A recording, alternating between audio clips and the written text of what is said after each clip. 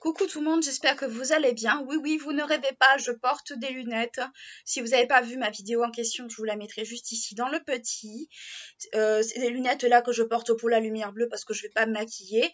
On va pas parler maquillage, on va parler produits finis et plus particulièrement des produits finis de chez Drunk Elephant. Je vous avais fait un haul Drunk Elephant il n'y a pas longtemps que je vous mettrai juste ici si vous ne l'avez pas vu, où je vous présentais les petits kits en fait de produits Drunk Elephant à tester parce que c'est moi, pour moi, je les ai achetés pour tester, pas pour autre chose.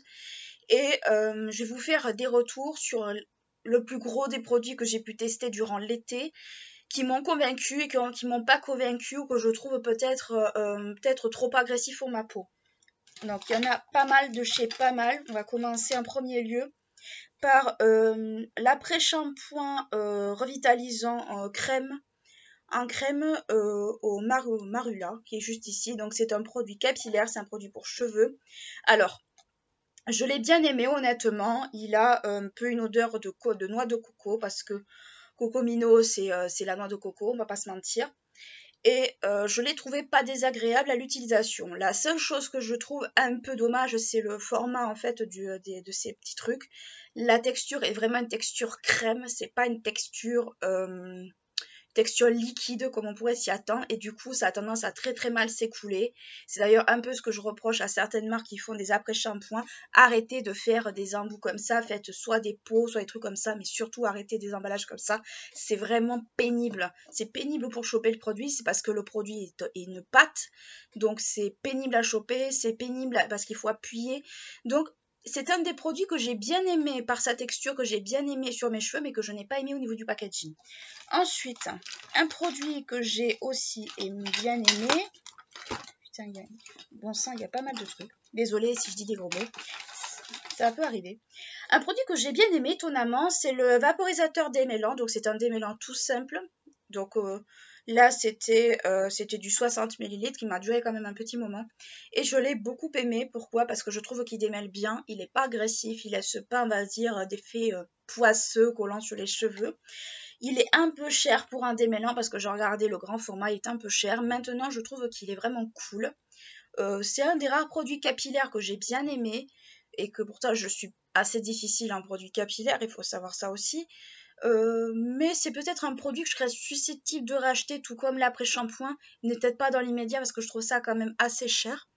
Ensuite, un produit que j'ai moyennement apprécié, c'est peut-être la crème lavande, le nettoyant pour le corps en crème. Bon, c'est un liquide, hein, c'est même pas une crème, c'est un liquide.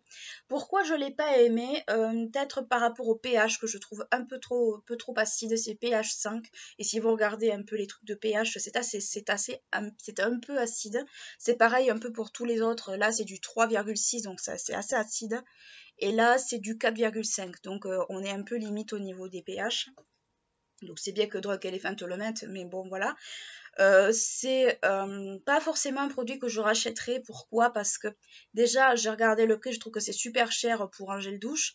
Et ensuite, j'ai pas aimé énormément la texture, j'ai pas forcément apprécié. C'est un produit que je trouve sans plus en vrai. C'est pas un produit que j'aurais apprécié de moi-même. Donc voilà, je m'en suis pas vraiment servi sur le corps, je m'en suis servi sur mon tatouage. Je vous ferai une vidéo sur le tatouage beaucoup plus tard, parce qu'il y en a d'autres en chantier. Oui, je suis devenue une addicte. Ensuite, un produit que j'ai peut-être moyennement apprécié, mais ça c'est une question de goût, c'est le gommage pour cuir chevelu qu'on peut aussi appliquer sur le corps. Je ne l'ai pas aimé parce que je trouve qu'il a une odeur un peu alcoolisée qui me dérange. Et ensuite, je trouve qu'un gommage pour les cheveux sous ces formats-là, c'est pas quelque chose que je trouve très utile. Vous à moi, c'est pas le produit que je vous recommande. Après, il faut savoir que tous les produits que je vous ai présentés étaient dans un kit. Donc, je vous mettrai le kit en barre d'infos. Tous les kits, d'ailleurs, je vous les mettrai en barre d'infos. Parce que pour en revenir à ça, c'est pas forcément un produit que j'aurais racheté en full size, c'est pas un produit qui m'aurait intéressé. Et par rapport au pH, c'est un pH 3,7, c'est assez acide et c'est vrai, on le sent un peu sur la peau. C'est assez dommage, mais après, bon, je comprends l'effet de vouloir faire un gommage pour les cheveux, pour les pellicules et compagnie, mais moi, ça m'a pas fait grand chose. Ensuite, un produit pareil que j'ai pas pu s'aimer que ça et je trouve qu'il faisait énormément graisser mes cheveux, c'est le shampoing Brillance. pH 5,5, donc c'est un pH qui n'est pas très agressif, mais bon voilà. Nettoie et équilibre. Alors l'équilibre, je suis pas tout à fait d'accord parce que moi j'ai remarqué que mes cheveux graissaient beaucoup plus vite avec ce shampoing. J'ai pas trouvé qu'il était aussi extraordinaire que mon Furterer. D'ailleurs, je suis revenue à mon Furterer parce que franchement, ça a été un peu une catastrophe. Je l'ai pas trouvé plus que ça efficace ou quoi que ce soit. C'est pas un produit que j'achèterais en full size. Donc, je vous dirais pas à éviter, mais si vous avez le cuir chevelu qui régresse vite, passez votre chemin. Honnêtement, passez votre chemin. Vous risquez d'avoir le même problème que moi. Ensuite, j'ai utilisé le démaquillant, le baume démaquillant, beurre démaquillant, comme ceci. Donc c'était le packaging était assez lourd, donc c'était un truc démaquillant comme ça. Ben moi qui est pas forcément, on va dire, adepte des beurres de base, moi je préfère les eaux micellaires ou les eaux lactées. J'avoue que j'étais agréablement surprise par ce produit. C'est peut-être un produit que je serais susceptible de racheter avec le démêlant et l'après-shampoing parce que c'est un produit que j'ai beaucoup aimé, que j'ai trouvé super efficace pour démaquiller. Après, il est gras. Il faut dire la chose, c'est un beurre, donc il est gras, il faut quand même bien le masser, il faut tout masser, les yeux, enfin moi les yeux non, parce que les yeux je les démaquille à part, parce que je trouvais que ça laissait une pellicule sur les cils qui était assez désagréable. J'enlève les lunettes 2 secondes. Assez désagréable, et du coup ben j'ai préféré ne pas, on va dire, l'appliquer sur les yeux et me les démaquiller à part. Mais mis à part ça, c'est un produit que j'ai beaucoup aimé, que je me suis surprise vraiment à apprécier. Est-ce que je l'achèterai en full size? Très certainement, parce que je le trouve super efficace. Et en vrai, c'est pas si désagréable de se démaquiller avec les doigts, ça évite les cotons, ça évite pas mal de trucs. Donc pourquoi pas? Si vous avez envie de tester un nouveau beurre démaquillant, pourquoi pas celui-ci? Moi je vous le conseille. Ensuite, j'ai utilisé, parce que voilà, je voulais quand même le tester, le déodorant en crème. Qui pareil, qui était avec le shampoing et compagnie, sauf le baume démaquillant qui était à part. Alors, il n'est pas désagréable. Honnêtement, il n'est pas désagréable, mais il a une odeur de colle.